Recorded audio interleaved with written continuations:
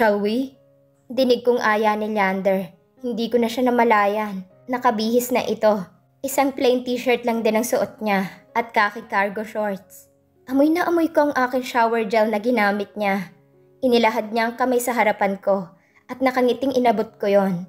Pero pinaikot niya yun sa bewang niya at siniila ko ng halik sa aking mga labi. Sandali lang yon pero kakaiba agad ang nararamdaman ko. Good morning, hon. Pinakawalan niya ako at inakbayan. Good morning. Agad akong nahiya. Alam kong malambing si Leander, pero siguro hindi lang ako sanay. Ilang minuto pa narating namin ang mansyon. Tanaw ko agad si Zero na nakatanghod sa gazebo, kasama ang yayakiya niya. Hello, son. Bati ni Leander sa anak namin. Papa! Patakbong sinalubong niya kami. I thought you had left. Iyak ako ng iyak kanina paggising ko, wala kayo. San ba kayo nagpunta? Nakasimangot na tanong ni Zeron. Honeymoon, son? Leander? What's a honeymoon? Kinikilig si Kia at tumawa ng bahagya sa sagot ni Leander. I will tell you when you're big na. Let's go. We should fix your things. We're leaving. Gusto ko sanang magsalita, pero nahiya ako kay Kia. Yeah. Fix Zeron's things. You're coming with us. Yes, Sir Leander. Hindi ako kumibo. Hanggang sa pumasok na ang magyaya sa loob ng bahay, habang ako nakatayo pa rin. Anong ibig mong sabihing aalis? Kakarating mo palang aalis ka na? Hindi mo ba man lang ako kinonsulta bago ka mag-decide na aalis na lang basta? Naiinis kong tanong sa kanya. We have to, hon. As much as I want to stay here, we can't. Ayaw mo naman talaga dito. Napipilitan ka lang kasi nandito kami ng anak mo. Tsaka kakarating mo palang aalis na tayo agad. Para ka namang sinisilihan. Buwelta ko sa kanya. Hon, fine. I hate to be here, I admit. But it's not the reason why we can't stay here for long. Malumanay na tugon sa akin ni Leander. Naiinis ako, ayaw pa akong diretsahin. Ano nga, bakit tayo aalis agad? Leander, apo, totoo ba na aalis na kayo? Namumulang tanong ni Lola Darlita. Naaawa agad ako sa kanya. Nasanay na siya na nandito kami. Ang ingay ni Zero na nagpapalakas sa kanilang dalawa ni Lolo Deneret. Tapos aalis na lang kami basta. Yes, Mamita. We are leaving. Sagot ni Leander. Napahagulgol si Lola at tila nagmamakaawa kay Leander na dumito muna. Hindi ko na rin napigilan ng hindi umiyak. Bakit ang bilis naman, apo? Kakarating mo lang. Garalgal na boses ni Lola Darlita. I am sorry, Mamita, but we must. Kara's mom is hospitalized. Her cousin just texted me a while ago. What? Para akong nabibingis sa sinabi ni Leander. Clint texted me that Tita Cedera was in the hospital. Bakit hindi mo agad sinabi? Malakas kong tanong sa kanya. I am sorry, hon.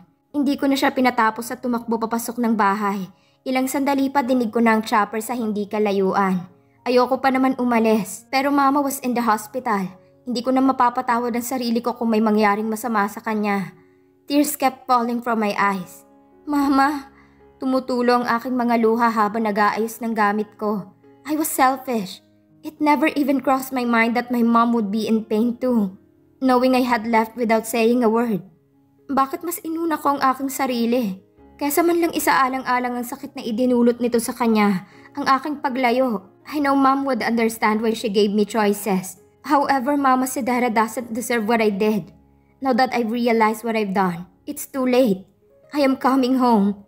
She is sick. It is painful for her knowing that she felt disregarded about me leaving just like that. No words. Nothing. This house would be empty without you and Zeron here. An eerie voice from Lola Deneret. Napaangat ako ng tingin at sinalubong kong malamlam niyang mga mata. Huwag na kayong malungkot, Lo. Pangako, dadalawin po namin kayo dito. Pag-aalo ko sa kanya. There's no doubt that our presence here has brought this place back to life. Naalala ko noong wala pa si Zeron. This huge house was full of expensive things, but I felt like it was deserted. Naging may kulay lang ang bahay na ito nang dumating si Zeron sa buhay naming lahat, especially Lolo Deneret. Mahal na mahal niya ang kanyang apo. Walang araw na hindi ito tumawa dahil sa kakulitan, bangayan at pagiging naughty ni Zeron. Aasahan ko yan, apo. Sana sa kabila ng nangyari huwag mong ipagkait ang aking apo sa amin ni Lola Darlita mo, ha? Those please sounds like begging. That I shouldn't take away their right to be a grandparent with Zerun, despite their unsolved issues with Leander. Tumigil ako sa pagliligpit at hinawakan ng kanyang mga kamay. Sinalubong kong mapupulan niyang mga mata na nagbabadya ng umiyak. Lolo, kahit anong mangyari kayo ang lolo ni Zerun, hindi ko kayo aalisan ng karapatan sa kanya. Ipinapangako ko. Huwag na kayong mag-alala. Darating po ang araw na mapapatawad rin kayo ni Leander. Niyakap ko na siya ng mahigpit. Tanda ng aking pasasalamat at malaking utang na loob sa pagkupkop niya sa akin. Nang mga panahon na wala akong malalapitan. Hindi ko mapigilan na hindi umiyak. I was lucky to have them. Salamat, Apo. Leander cleared his throat. Napabitaw ako kay Lolo Deneret. Do you really need to hug her? Matabang na tanong ni Leander. I hug him because I showed gratitude for everything he did to your son and me.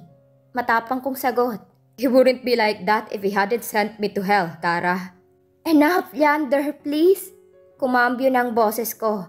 Ayoko nga alis kami na mabigat ang loob ni Lolo Deneret.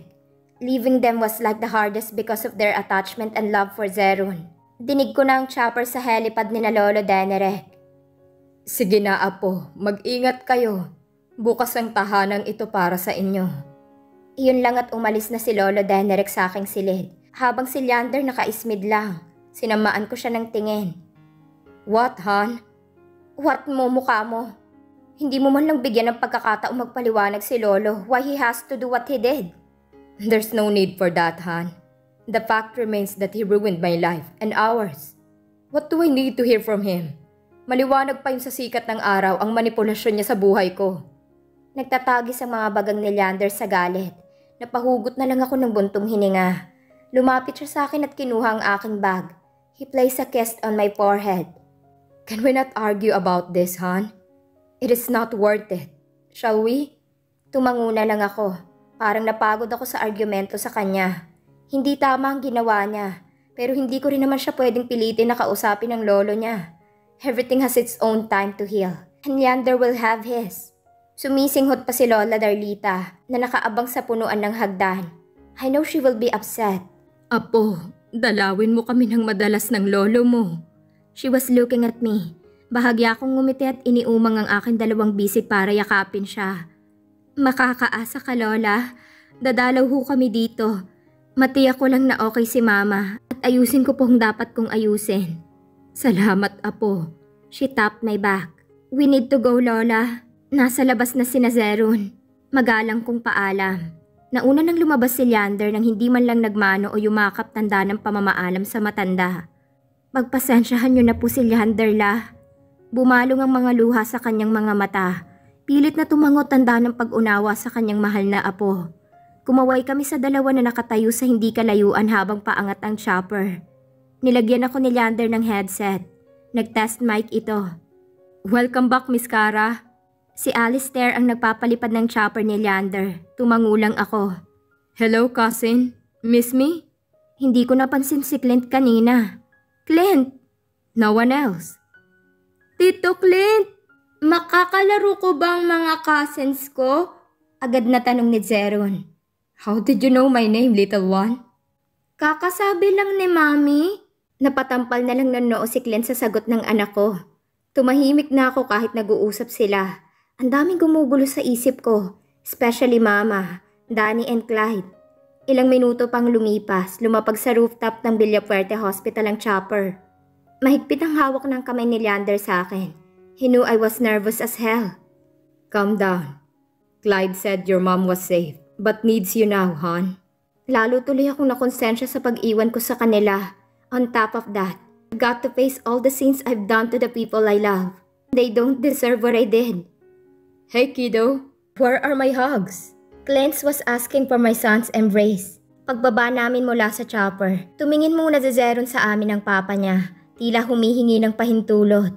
You look exactly like your dad. Dinig kong komento ni Clint. Of course, he is my dad. Natawa na lang si Clint at napailing. He will be a huge headache soon. Komento nito. Ramdam kong pagpisil ni Leander sa kaliwang kamay ko. Hila-hila naman niya sa Zeron. Sinalakay na ako ng matinding kaba at panlalamig ng kamay. Pumasok na kaming tatlo sa elevator, samantalang si Clint at Alistair ay nagpaiwan. Pinindot ni Leander ang VIP button. Pakiramdam ko sobrang bagal ng lift bumaba. Nang tumunog yon, hudyat iyon na nasa tamang floor na kami. Mama, do you think my two lolas will like me? Inosenteng tanong ni Zeron. Nagkatinginan kaming dalawa ni Leander. Pinagpantay nitong mukha niya dito. They will love you, son. Always. Leander, napaangat siya ng tingin sa akin. Sinapo niya ang aking mukha. Everything will be alright, hon. You know I am here, right? Tumango ako.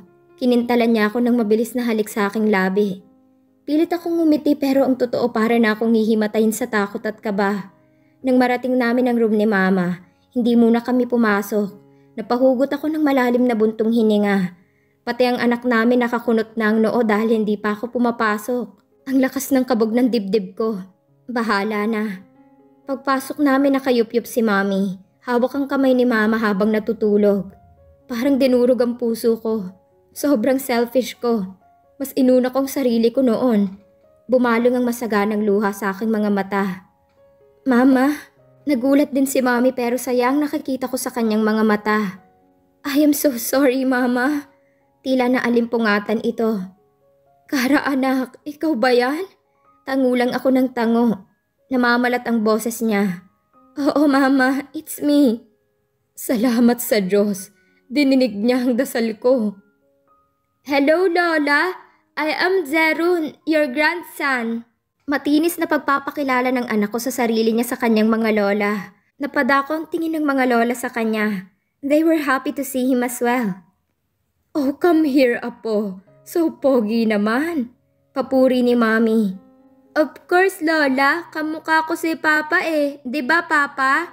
Tawa ng tawa si Mommy sa kabibuhan ni Zeron. Mama was smiling too. There was a bandage on her throat. I didn't know what she had been diagnosed with. Napalingon kaming lahat nang bumukas ang pintuan. Pumasok doon sila Clyde at Danny. Her face was emotionless as our eyes met. Maybe she knew what I did. Parang sinasakal ang puso ko sa kalamigan ng mga mata. Hindi pa man siya bumuka ng bibig para magsalita. Paano na lang kung sumbatan ako? Oh God. Kara, welcome back home. It was Clyde. Clyde was being Clyde. I know he is not mad, but I felt he was disappointed in what I did. Thanks, Clyde. Lumipat ang tingin ko kay Danny, pero nakatingin siya kay Mama. Hawak niyang kamay nito. A genuine smile spread across her face. But to me, I know I deserve that treatment from her. Parang sinasakal na ang puso ko sa sakit. Kumusta po kayo, tita? Her tone was the sweetest. Danny, can we talk? Saka siya nag-angat ng tingin sa akin. Blanco yon pero tumango siya. I felt Leander's hand tightly pressed against my waist. Tahimik kaming lumabas ng silid ni Mama. Sumunod ako kay Danny. Kung saan man niya kami gustong mag-usap, siya lang ang nakakaalam. Nang pumasok siya sa elevator, tahimik akong sumunod. Oh God, pinindot niya ang office ni Clyde. Nang makarating kami sa floor, agad itong lumabas. I saw Amanda is busy on her computer. Pero nanlaki ang mga mata niya nang makita ako. Did she know too? Pumasok si Danny sa office ni Clyde. Umupo ito sa mahabang sofa. Matabang niya akong tiningnan. She is beautiful as ever. Kahit may mga anak na siya, her feisty look and nicest remain. Bigla akong naduwag. Danny, agad itong tumayo. Sinundan ko siya ng tingin. Itinabi niya ang mesa at hinila ang mga sopa. Lalo akong natatakot sa naisip ko. Danny, I am sorry for what I did. Hindi siya umimik. Abala siya sa pagtabi ng mga gamit sa opisina ni Clyde.